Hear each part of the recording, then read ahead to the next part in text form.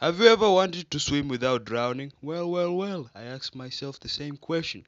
And I also ask myself, is there a breathable liquid out there?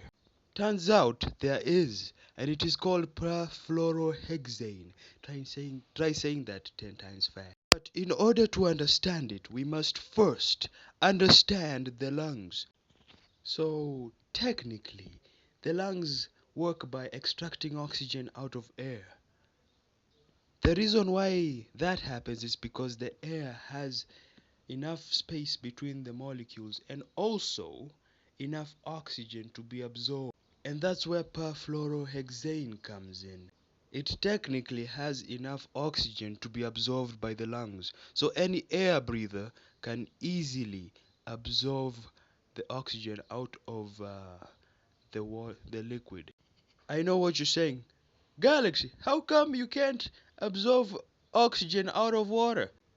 Technically, water doesn't have enough oxygen for your lungs to be able to absorb. But as you can see in the picture, perfluorohexane has enough oxygen to. Okay, to be honest, this is a movie, but it doesn't mean that it hasn't been tried out in reality. For example, perfluorohexane has been tried out on mice, and the mice have been able to live for about 20 hours within the liquid, and has also been tested on humans, even though, yeah, not this picture, but you get my point. Same results, same everything.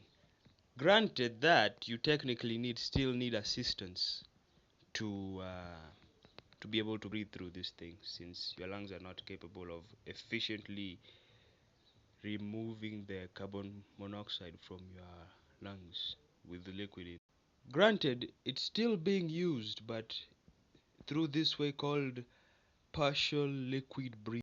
It is where the lungs are partially filled with liquid and then oxygen is also applied.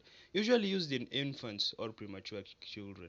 Now you're asking, how come you're interested in this? I want a swimming pool which I'm able to breathe in.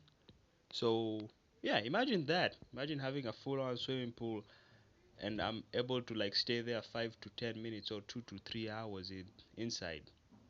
It would be pretty cool. Okay, see ya.